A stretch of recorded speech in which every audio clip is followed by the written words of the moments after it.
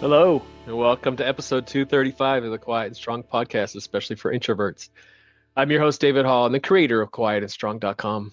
This is a weekly podcast dedicated to understanding the strengths and needs of introverts, along with strategies for success.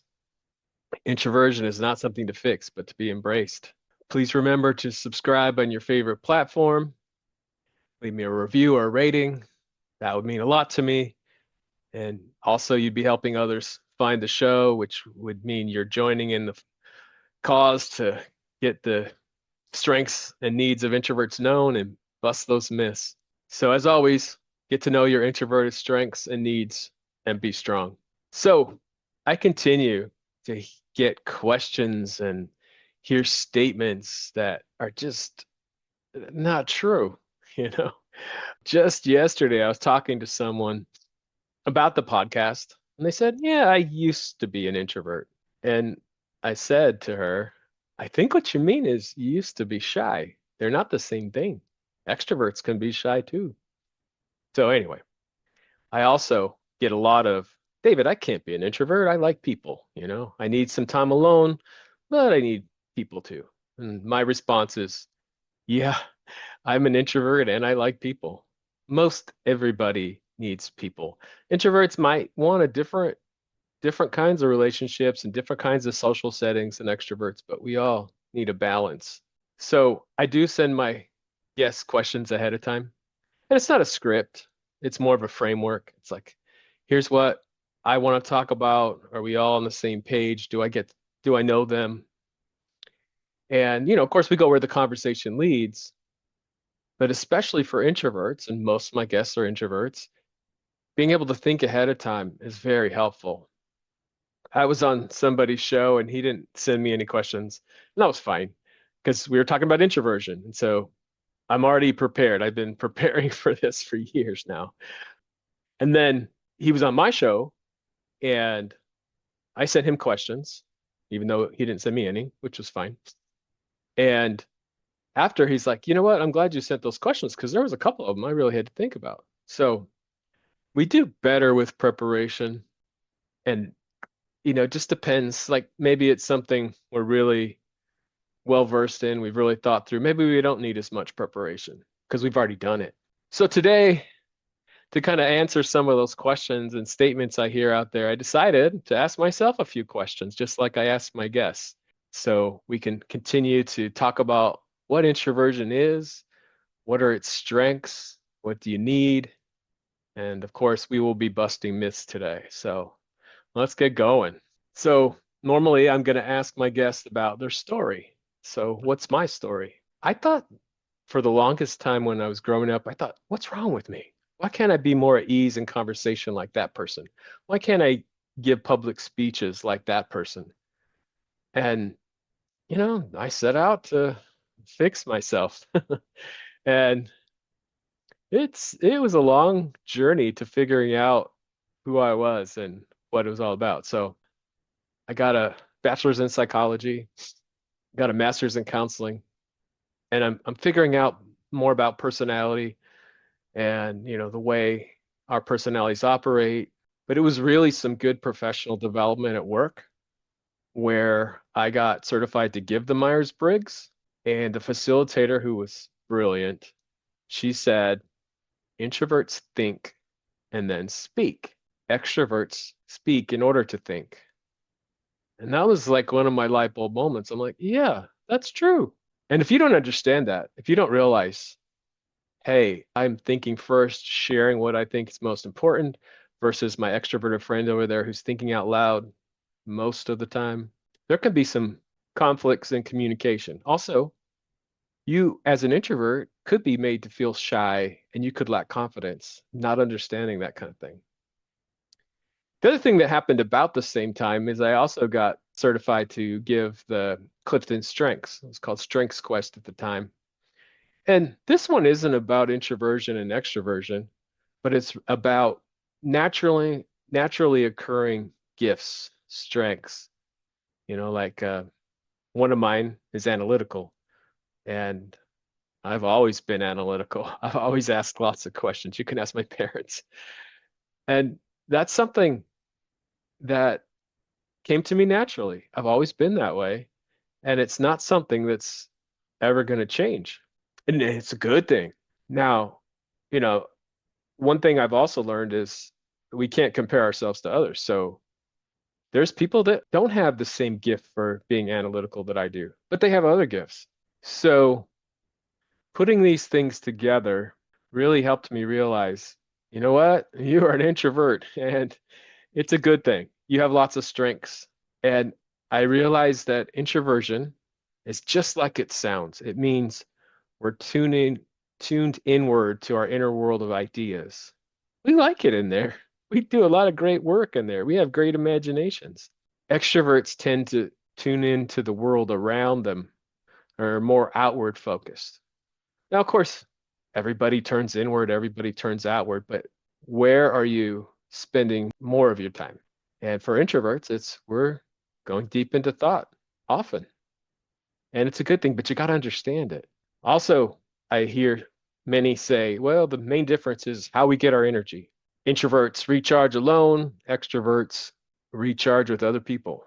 So there's some truth in there. That's true. But the reason why I need to recharge is because I am a deep thinker. And when I'm not able to think, or I've had to strain too much in my thinking, maybe I'm in a networking event and I'm struggling for words for small talk, those kinds of things can be draining.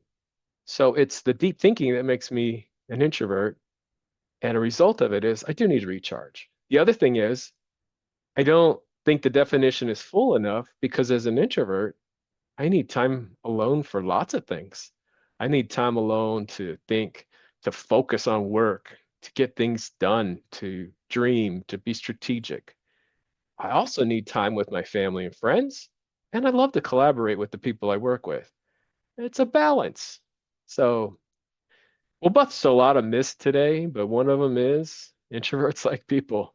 It's just we also need some time alone. We do need, after certain things that are draining us, we need to recharge, but we need alone time for a lot of things. So that's a little bit about introversion.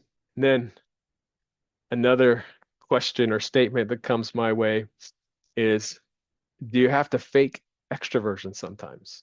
And I say, no, you don't. Be yourself. I spent many years trying to be somebody I wasn't. And I don't call anything extroverted. Like I'm doing a podcast. Somebody could say, well, you have to tap into your extroversion to do that. No, no, no. I have to tap into my introversion. Something I learned when I was doing a lot of speaking with an extroverted friend of mine, I realized that the way we prepared was a little different. She prepared, but it wasn't the same as the way I prepared or I needed to prepare. And again, don't compare yourself. Just figure out, okay, here's what works for me. So I do think ahead of time. What am I going to say? What stories am I going to tell? And then the other piece around speaking is where I'm going to give myself a break and manage my energy. Because after a speech that I might really enjoy doing, I might need a break. So those kinds of things really help me as an introvert, but none of them make me an extrovert. And I think when you start saying things like that, like I'm an extroverted introvert, or I tap into my extroversion side, I think you're discounting who you are. You can do anything. You just might approach it differently. And we'll definitely get into that a lot today. And so most of my guests are introverts. I do allow a few extroverts on. And I always ask, what's a strength you have because you're an introvert? So the way I would answer that is I already started to that I'm very analytical, you know? I think about problems. A lot of times, like I can make quick decisions. We all can. But a lot of times I make better decisions given time, you know, letting my mind sit with the problem. I come up with great things, but that's letting my wheels turn, letting the problem roll around in my head. And given a little time, I can come up with some great ideas. I'm also a master of reflection. So if I mess up or make a mistake, fail at something, I can think about it like, okay, why'd that happen? And some of our greatest lessons are from failures. If you study success, you're gonna fail. Just to be successful, you have to. But we can reflect and figure out, okay, what did I learn from that? What can I do better? And you know, along with strengths come needs. So because sometimes I need to think deeply about something, I may need to ask for that. I may say, hey, you know what? Let me give that some thought.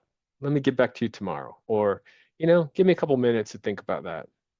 Those kinds of things you might need to ask for. And then on this show, we bust myths. And so my question to myself, what's a couple common myths? We talked about one, introverts like people, but probably one of the biggest ones is that introversion equals shyness. They're the same thing, and they are not. So introversion is a turning inward and thinking, spending a lot of time in our inner world, our world of ideas and imagination. Shyness is when you lack confidence. You want to talk to somebody and you feel too shy to. You want to approach a situation and you're afraid.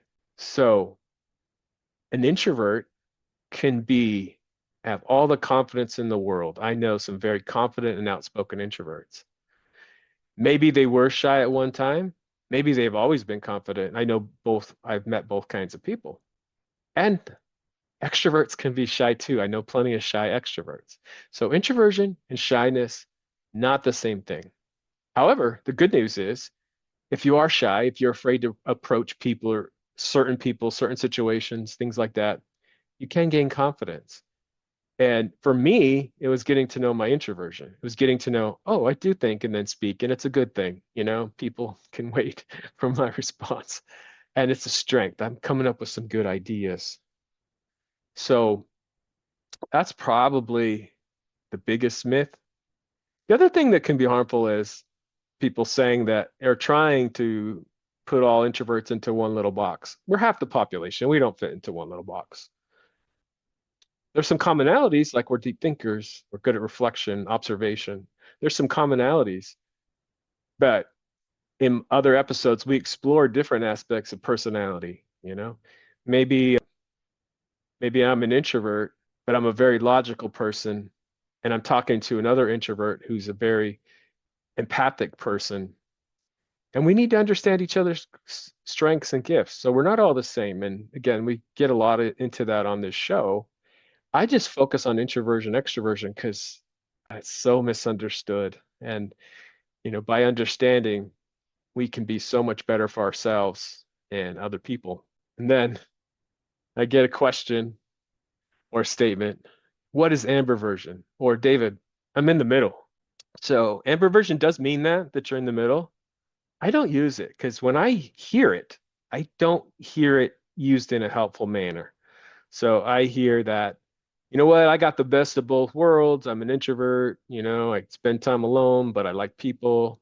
And to me, it's like, well, are you turning inward more often? Are you thinking before you speak generally? That's what an introvert is. We all like people. Do, going to a big event, you might enjoy it, but are you drained afterward? So I don't use the word ambivert.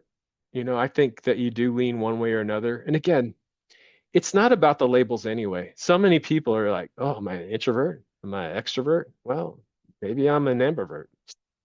It's about understanding what your strengths are, what you need, and how are you going to get what you want? What do you want? And what is the best approach for you to get there? So I don't use the word ambivert. I think, for the nobody's dead in the middle. I think you lean one way or another. And again, it's so much more than that. It's who am I? What do I need? What are my strengths? What is my path to success? Okay. I also get this question. What is your book, Minding Your Time Management, Productivity, and Success, especially for introverts, all about? And why did you decide to write that? So I started blogging about 10 years ago, after I'd figured out, oh, I'm an introvert, it's a good thing. So I started writing short articles about it. So I'm doing that. I have a full-time job, which often requires more than full-time hours. Me and my wife run a business together, so that takes up some time. I have three kids, and definitely back in those days, there was a lot of going to different activities and lots of things like that. So while I'm studying introversion, I'm also studying time management. I'm reading a lot of great books. Like one of my favorites is Getting Things Done by David Allen. And as I'm reading these books, I'm realizing, you know what? As an introvert, I have some needs that aren't being called out in these books, you know? So that was my first book is How to Manage Your Time as an Introvert. And so just to summarize that, as I said, we often do best with some preparation. So you got to schedule some time for that. You got to figure out, okay, what meetings are coming up? What presentations do I have? What conversations maybe? And I need to schedule some time to prepare. Maybe I need to think about the agenda and do a little more research. Maybe I should write down the questions that I want to ask, write down the points I want to make. And so, looking at our calendar is very important. Also, yeah, we do get drained by certain things. And so, looking ahead at our calendar, can we plug in some recharge time here and there? And maybe it's not, maybe you're still working, but it's working quietly. So you can recharge while working quietly versus, you just gave a presentation, it went fabulous, but you're drained, you know? Like with the podcast, I have fabulous guests. I enjoy the conversations thoroughly. They don't drain me, but just in case, I always leave an hour after where I don't have anything else scheduled. So things like that. Also, we need time to focus on projects. Multitasking isn't really a thing. Really, we switch from we can only think about one thing at a time and we switch back and forth. Some people are better at switching, but really we can only think about one thing at a time. And when you're trying to multitask, it's like, all right, where'd I leave off? You also make a lot more mistakes. So living by your calendar and setting some time for things is very important.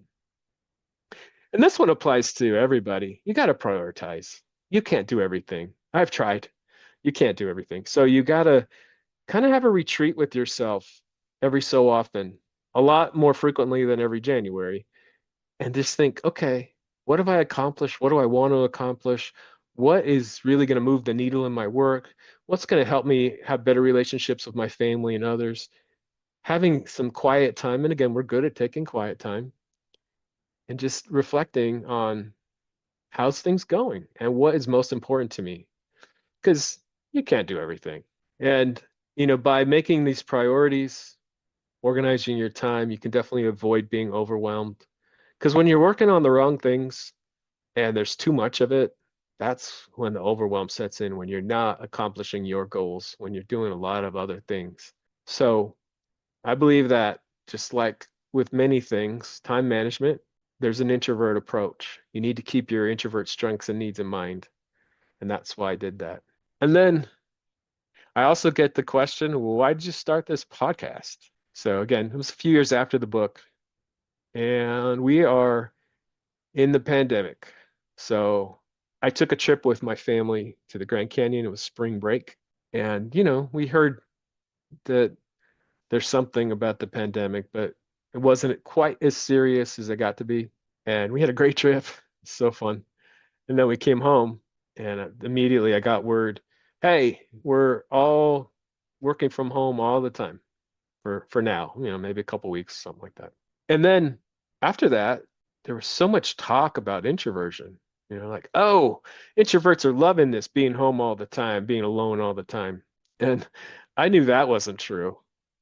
All of a sudden, I'm at home with my wife who always works at home. And she's an introvert. And now me and my three kids are in her space. And she's like, hey, where's my quiet time? And my kids, like two of them, are now switched off into online school, which they didn't like. So it was a challenging time. And again, I love my wife and kids, but there was other people I was missing. I wasn't seeing other people. And, I was feeling isolated like a lot of other introverts. And there was a lot of other myths and talk going around. And I decided to give voice to what introversion really is, just like I'm doing now. And so January 2nd, 2021, I launched the Quiet and Strong podcast. And January 2nd is World Introvert Day every year. So let's be sure to celebrate that one next January 2nd. And since then, I've just had so many great guests. We talk about these things like what are the strengths and needs of introverts. And sometimes I'll have an introvert thought leader on, like Lori Helgo or Jen Graneman or Jennifer Conweiler. Sometimes I'll have somebody else on that's an introvert, but they really learned to lean into their introvert gifts. So they may be talking about something else.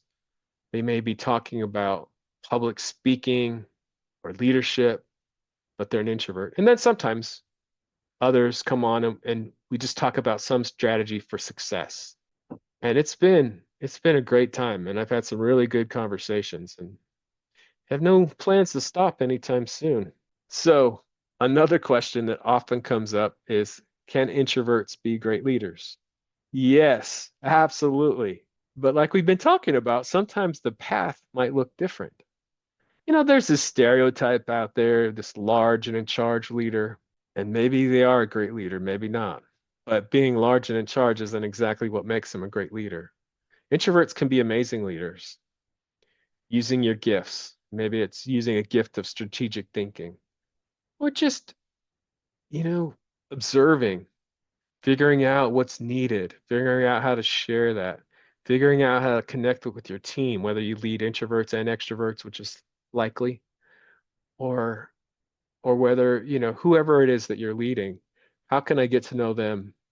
How can I make them feel seen and heard? How can I know their strengths? And what do I need?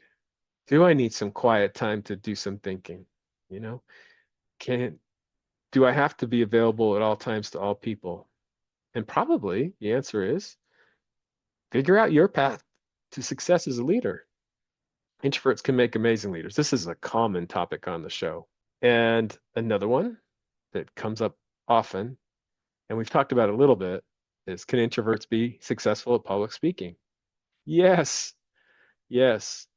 Some of the best public speakers out there the famous ones are introverts. Another myth is that people think, oh, introverts don't have a lot to say. Guess what? We're always thinking, so we have plenty to say. And public speaking can be a great way to get our message out there, you know, one to many. And again, I used to be terrified of public speaking, but I figured out, oh, you think first and then speak. You need to prepare.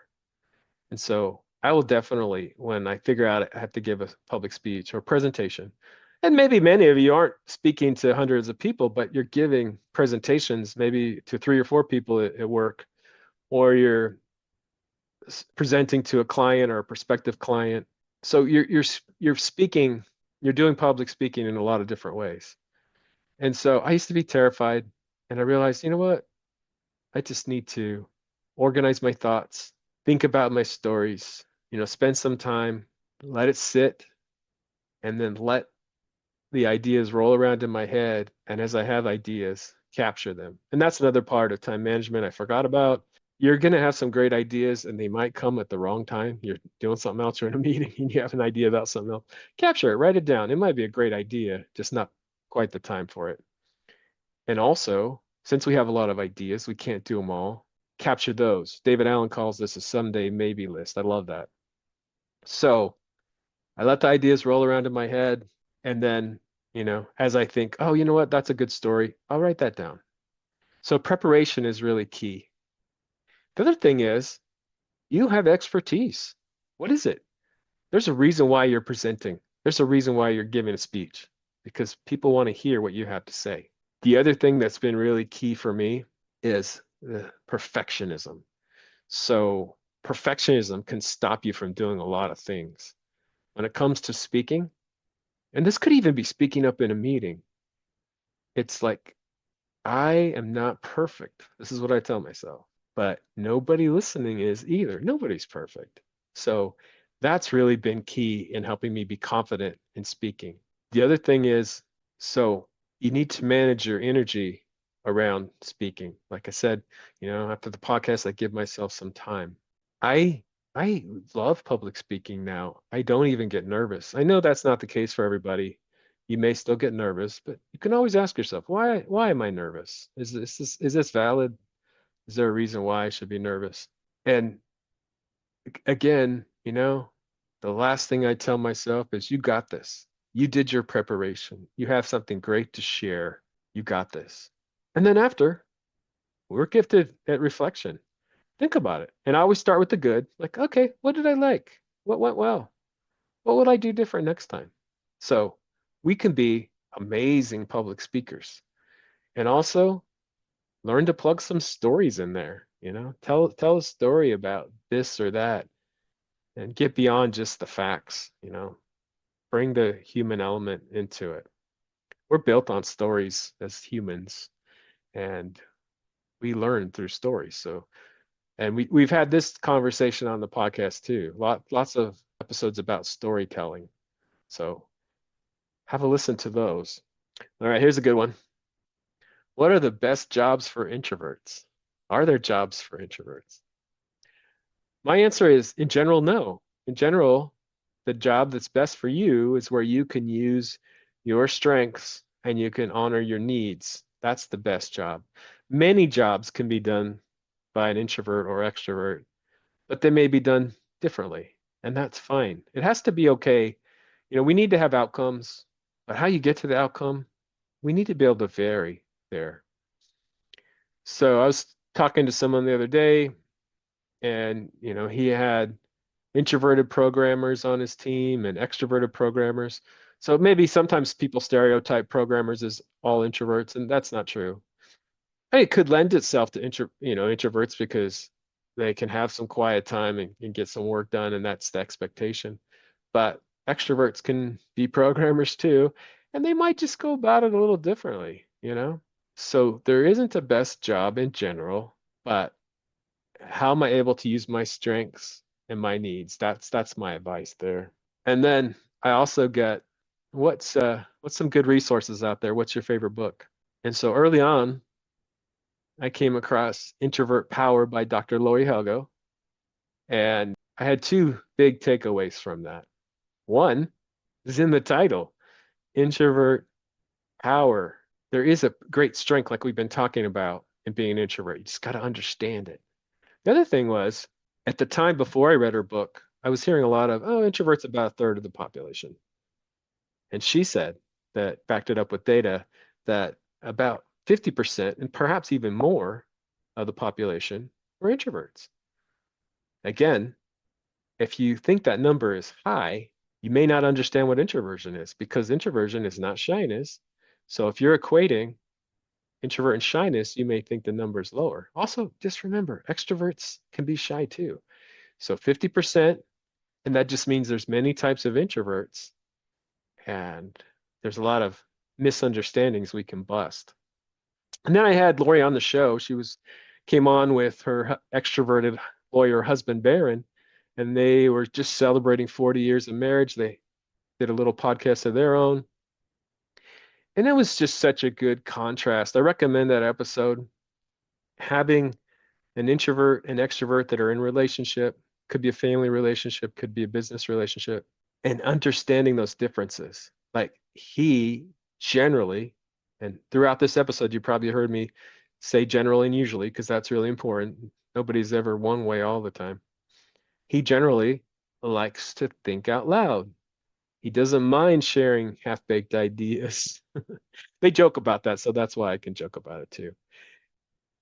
She's going to think and share what she thinks most important. So for him, he wants the back and forth, and to her, she wants a minute to think and then share.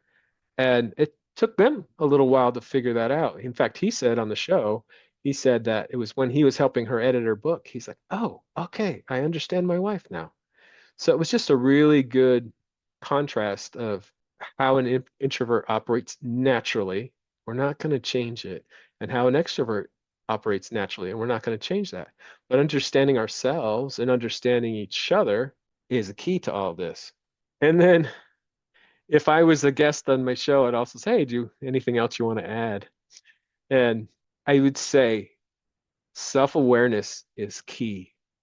Get to know yourself. Take some assessments, read some books. If you're an introvert, think deeply on your gifts and your strengths and your strategies for success. Keep listening to this podcast. There's some other good podcasts out there as well.